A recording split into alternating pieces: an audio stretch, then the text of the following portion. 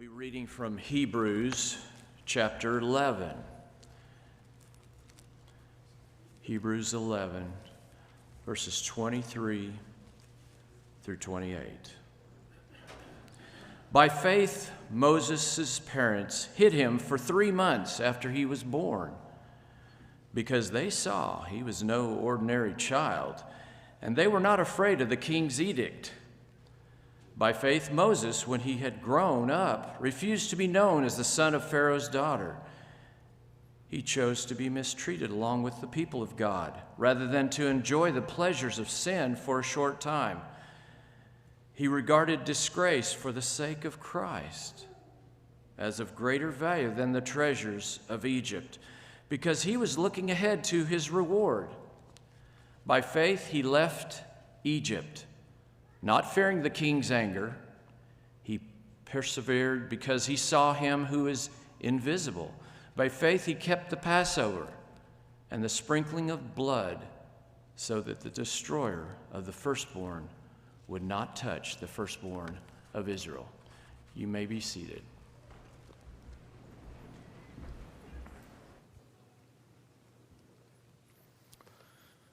So several years ago, Tina Hill came by my office. She had a sermon tape. A man named Paul Woodhouse. At that time, Brother Woodhouse was preaching for the Eastside Church of Christ in Eureka Springs. The tape she shared had a lesson on it about heaven. It was a great sermon. There's a quote in the introductory remarks that I want to share with you tonight. He was actually quoting a man who worked for hospice, a man in a setting where he was around a lot of end-of-life care, dealing with terminal illness. Here's what he said about Christians and their faith. He said, there are a lot of people claiming to believe in something, claiming to believe in someone that will give them a wonderful afterlife. But by visiting with these people, you wonder if they really believe it. They live all their lives to get to a wonderful, beyond imagination afterlife, but when they get to the passageway that leads to it, they are manifestly unhappy at their plight. How is it that there could be so much faith in our culture, and yet so many of us could be so miserable about something we believe to be so wonderful? The kind of unhappiness, that kind of uncertainty at the end of life, that may not be true of every Christian. It's true about enough of us, I think, that a medical professional reached this conclusion. He said either we don't really believe what we claim to believe, or we're so bound to this world that the thought of leaving it causes remorse instead of rejoicing. Now, if that assessment of our faith is accurate, we're not the shining example of faith that we should be. And Jesus says, Matthew 5:16, "Let your light shine before men." I think Caleb even talked about that in his prayer tonight, about being a light. And the world is a dark place. Sometimes when a faithful brother or sister passes away, and in my own prayers, I grieve the loss of the light that comes from that person's faith. We do live in a dark world. And we do cherish the light that comes from the life of a faithful person. But how much light comes from a life of a person who doesn't really live with confidence? If you got an outline tonight, Shining with Confidence. That's our title. Be a shining example for Jesus by knowing where you came from, knowing why you're here, and knowing where you're going. Some things, if you're taking notes tonight, knowing where you're going empowers you to sacrifice. If you know that when this life is over, away from the body is to be at home with the Lord. There are a lot of different descriptions about what heaven is going to be like, but listen, the high point of heaven, the best part of heaven is God is going to be there. We're going to see Him. We're going to be with Him. We're going to become like Him.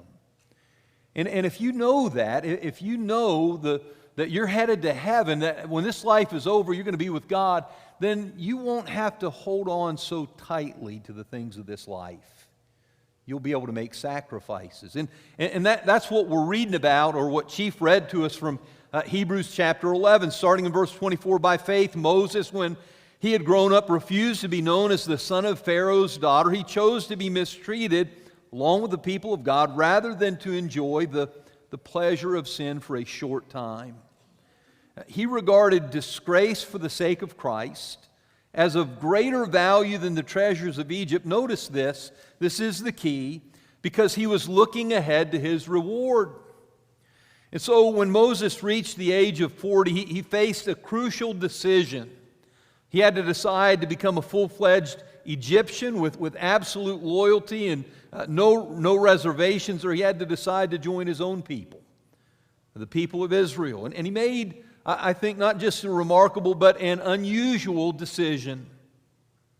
He chose to be mistreated along with the people of God rather than to enjoy the pleasure of sin for a short time. And it's easy when we read these stories to just kind of gloss over that. Like, it's the most obvious thing, it's the easiest thing, it's the natural inclination to do what that's not right.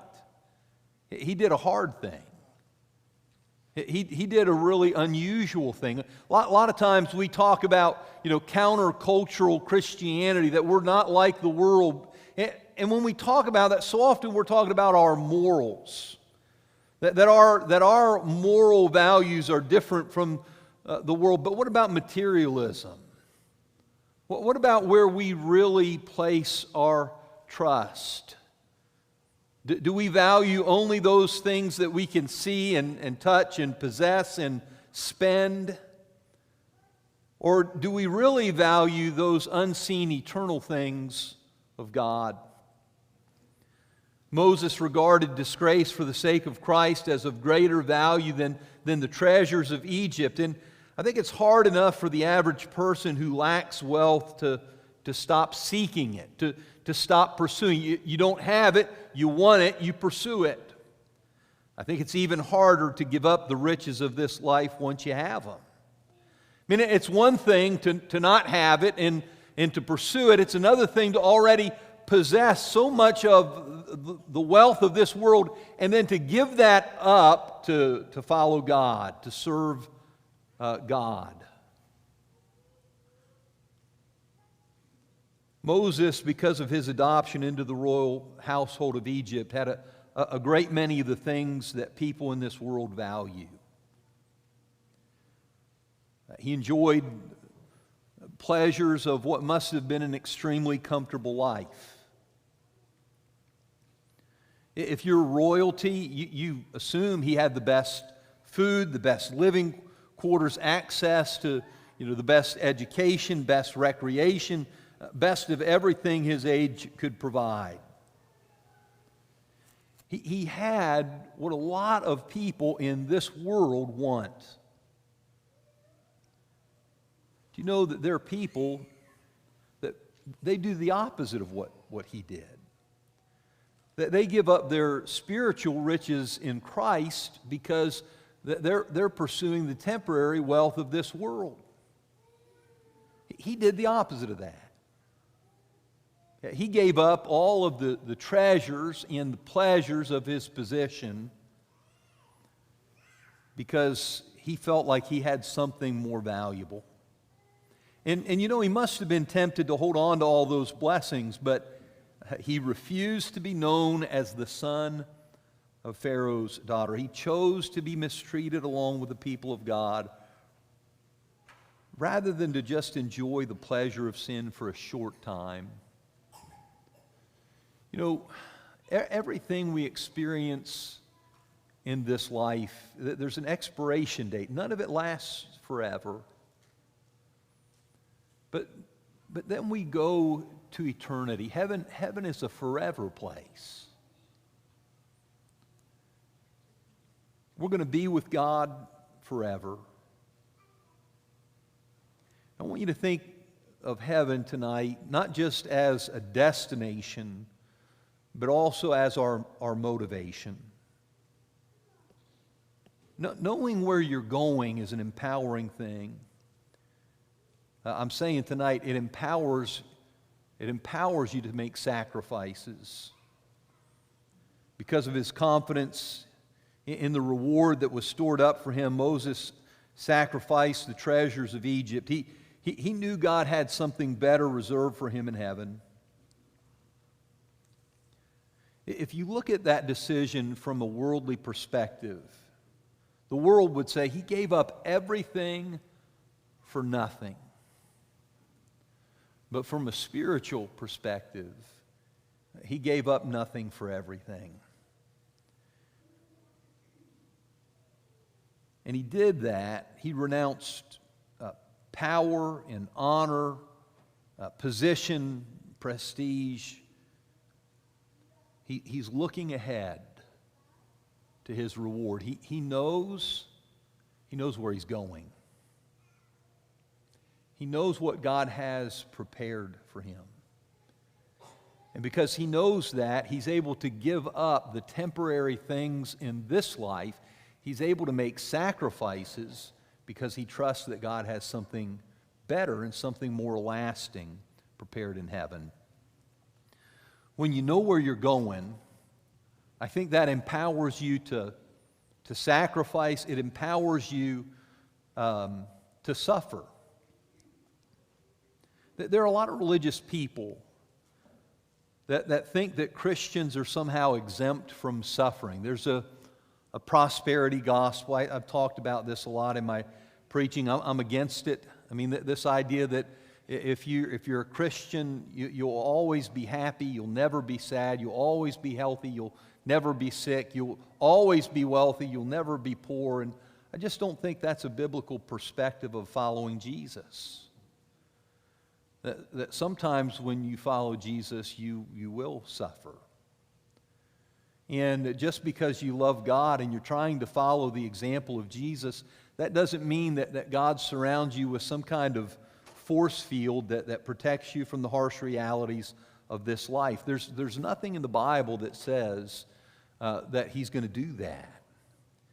In fact, when Paul and Barnabas return, they go through Lystra, Iconium, and Antioch. They're visiting places, cities where the gospel has been preached. Churches have been established. There are young Christians in these cities. And not only did they strengthen the disciples who lived in those places, and they encouraged them to remain faithful, notice they gave this warning: we must go through many hardships to enter the kingdom of God. Some translations say we must go through many trials or tribulations or hardships. He doesn't say to those people, I'm so glad you came to Jesus. Now you don't have to hurt like other people. No, you're going to hurt. You're going to go through tribulations or trials or hardships. When it comes to suffering, it's not a question of if, it's a question of when and how much. I think about this, on this topic, I think about a lesson by Jerry Jones where he said we're all in one of three places. We're either entering into a trial, we're in a trial, or we're finally coming out of a trial. And I've lived long enough and I've been in ministry long enough to think he's absolutely right about that. You're going to face hardship. You're going to go through difficult things. I think you'd be hard-pressed to find somebody more committed to Christ, to the cause of Christ, than the Apostle Paul. His love for God, his devotion to Jesus, did not protect him from pain. In fact, I would say that instead of his devotion protecting him, it actually subjected him. He suffered because of his commitment to Jesus. He suffered because of his devotion to Christ. We have this long list, and I want to read it to you. It's 2 Corinthians 11, verses 22 through 28. I know it's a very familiar kind of a list of his suffering. It's amazing what this man endured. Okay, so starting in 2 Corinthians 11, we're starting in verse 22. Are they Hebrews? He says, so am I. Are they Israelites? So am I. Are they the offspring of Abraham? So am I. Are they servants of Christ? I'm a better one. He says, I'm talking like a madman. But he goes on, far greater labors, far more imprisonments, countless beatings, often near death.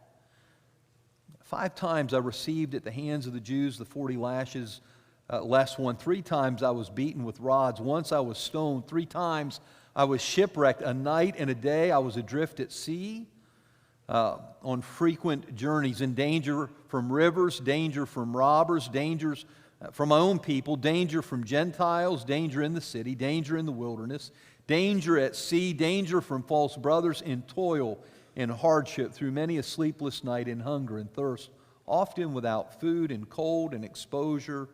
And apart from other things, there's the daily pressure on me of my anxiety for all the churches. Now, how did he do that? How did he endure all of those things? And why didn't he just give up? 3 times I was shipwrecked. Wouldn't you kind of be tempted to stop getting on a boat, you know? A day and a night in the open. We were in the ocean. We got home and we found out, on our vacation that next week, 2 shark attacks at the very same place we were at. I don't even want to dip my toe in there. You just think they beat him, and he was cold, and he was hungry. And how did he endure? How did he persevere? How did he manage to keep pressing on the way that he did? Well, in 2 Corinthians 4, verses 16 through 18, he said, therefore we do not lose heart. Though outwardly we're wasting away, yet inwardly we're being renewed day by day. For, listen to it, he calls these things light and momentary troubles. And he says they're achieving for us an eternal glory that far outweighs them all. And so we fix our eyes not on what is seen, but on what is unseen. For what is seen is temporary. What is unseen is eternal.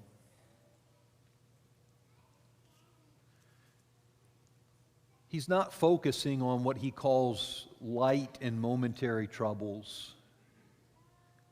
He's focused on eternal glory. There's a prominent Christian suffered such a significant tragic loss. I decided tonight not to describe it. It was so disturbing the way that this infant son died. And you wonder sometimes when people go through, Job says, what I feared has happened to me, what I dreaded has come upon me. When the unthinkable happens, when the nightmare becomes reality, how do people survive unspeakable tragedy? Well, this man said, I live in 2 days, this day and that day. And he said, because I know what's going to happen on that day. The day, he's talking about the day he goes to heaven, the day he sees the Lord. He says, because I know what's going to happen on that day, I can make it through what happens in this day. And church, you can too. Because we know what God has in store for us, we can make difficult and painful sacrifices, and we can suffer. There are things that we can do without in this life because we know what God has prepared for us in eternity. And even when things hurt, even when the most unimaginable thing happens to us, we can hold on a little bit longer because we know it's not going to last forever. And one day, I'm going to put aside the tent of this body. I'm going to heaven. We have a song, "Heaven will surely be worth it all." I hope you believe that. You need to believe that. You can't be the person God's called you to be if you don't believe that. Listen, there's something so empowering when you know where you're going. You can suffer and you can sacrifice and you can serve. It's interesting in Matthew 20 and verse 28, Jesus says the Son of Man didn't come to be served, but to serve and to give his life as a ransom for many. And again, Jesus, as he so often does, turns everything upside down. We want to be served. We want to reach a point in our lives where other people serve us. And Jesus, he's God in the flesh. When God comes into the world should serve God. But he says, that's not why I came to be served. I came to serve. And then in Philippians 2 and verse 6, Paul says that Jesus didn't consider equality with God as something to be grasped. I think I grasp things. I think we tend to be graspers. We get a little something and we hang on to it. We don't want anybody to take it away from our rights and our prerogatives and our blessings and our possessions. And Jesus in his very nature is God, but he doesn't consider equality with God as something to be grasped. And then the next verse says he emptied himself. I just think that's hard to do. It's easy to fill yourself, to be a receiver. It's hard to empty yourself and be a giver. Jesus made himself nothing, and he took on the form of a servant. He's God in the flesh. He's the Savior of the world. He's the Lord of all creation, and yet he came not to be served, but to serve others. Of all the things that God's chosen people were looking for in a Messiah, the last thing they expected was a king who would serve others. They wanted a king that would conquer, but they got a king who gave himself away in service to others. When their Messiah arrived, he said in Luke 22 and verse 27, "I am among you as one who serves." One of the most unforgettable moments in his life is recorded in John 13. One author described it as proud men with dirty feet, and I don't understand all the culture as well as some people do, but I mean, because of the roads that they walked on and the kind of footwear that they had, their feet got dirty. You went into somebody's house and there was a servant in the house that washed feet. And for whatever reason, nobody got their feet washed. And there wasn't one of those guys that was going to condescend. Not one of them was going to step out and be the servant of all the others.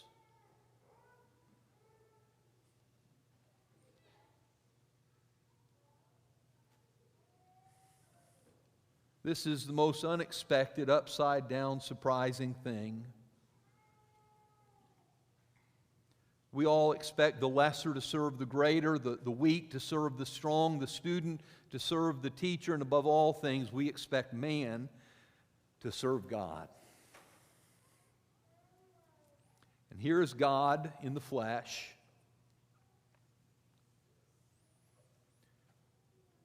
And it's not just shocking, it's a little unsettling. We can't quite wrap our minds around the picture of God incarnate washing the feet of men.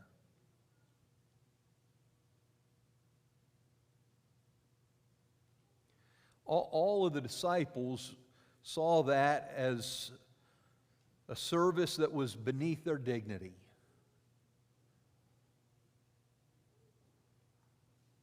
If you think that service is below you, then you have not grown to understand and appreciate Jesus the way you should. Service is not beneath our dignity.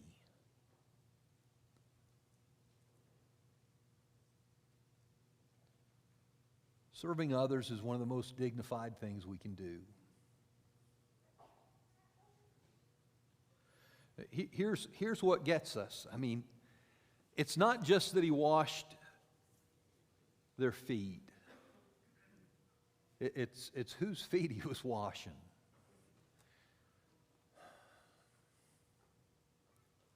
It's easy to love people that love you. It's easy to serve people that serve you. It's easy to be kind to kind people. Jesus washed the feet of a man who would sell him out for 30 pieces of silver and betray him with a kiss. He washed his feet. He washed the feet of a man who would say 3 times, "I don't know that man. I never knew him." And he washed the feet of 10 other guys that would, well, they'd run off and desert him and leave him all alone.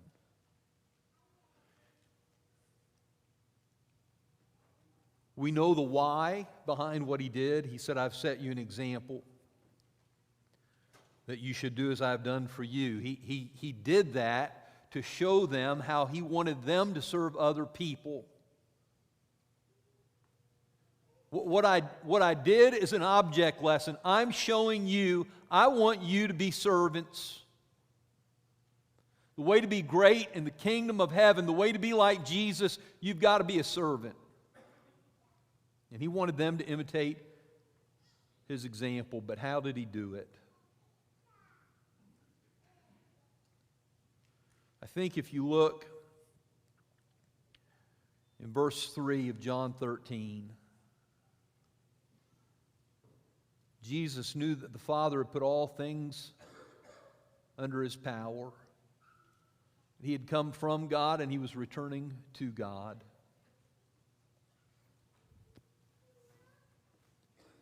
He knew where he was going. Now, the emphasis of this lesson is listen, when you know where you're going, it's an empowering thing. But I think we see both of the. Jesus knew where he had come from and he knew where he was going. He had come from the Father. He was going back to the Father. Listen, we know our history. These things are so crucial for us to be all that God wants us to be. Church, we've got to understand where we came from. I don't believe that I'm looking at a bunch of people that are the product of something that crawled out of the primordial slime. You are made in the image of God. You came from God. You bear the image of God. And you're here to glorify God. And when this life is over, you're going to be with God. And that knowing yourself, sometimes when I meet with people, new visitors that are looking, they want to know more about our church family, I tell them, we are not struggling with an identity crisis. We know who we are. I think that's important. We also know where we're going. And when you know that, I think it makes it easier to sacrifice and to suffer and to serve. There are a lot of people that all of their identity is wrapped up in the things of this world. All of their hope is just limited to what they can get out of this life. Everything they value has to do with the temporary, the seen and the temporary. I'm preaching to people tonight who your hope is based on something far greater than that. We're people who are living with tremendous confidence in the unseen eternal blessings of God. And that's an empowering thing. At some point in my life, I can't tell you how many hospitals I've been in, how many visits I've made, how many folks I've prayed with, and they were coming to the end of this life's journey. And I think about this all the time. I walk out of that hospital, I walk out of the home, someone's on hospice care, and I think to myself, someday it's going to be me. I'm going to be in that hospital bed. I'm going to get the diagnosis. We have that kind of imagery of sand through the hourglass, and the last little bit of my life, I'm going to come to the point where it's just about to run out. And when I get to that point, I want to be like Paul. I want to be able to say, I know the one in whom I believe, that he is able to keep what I've entrusted to him against that day. Do you understand? He doesn't say, I know what I believe. He says, I know the one in whom I have believed. And I may not be able, but he is able to keep what I've entrusted. Folks, do you understand? I probably shouldn't be using gambling terms, but I'm all in. I mean, I'm basing everything in my life on him. Everything has been placed in the confidence of what God is, who he is, what he's done, and what he's promised. And while I some days have little confidence in myself, I have this growing confidence. He's able. And so you may hurt for a little while. And you may have to get your hands dirty, and you may have to serve. You might be called to make some difficult and painful sacrifices. But someday, you're going to cross the finish line. And everything that you've been thinking about and looking forward to is going to become reality. And God will be your God. And he will be with his people.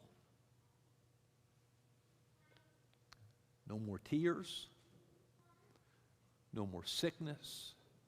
No more sorrow. No more death. And I think, like the song, heaven will surely be worth it all. So don't give up. There are going to be some weary days. There are going to be some difficult hurdles. There will be heavy burdens. Keep pressing on. And don't turn back.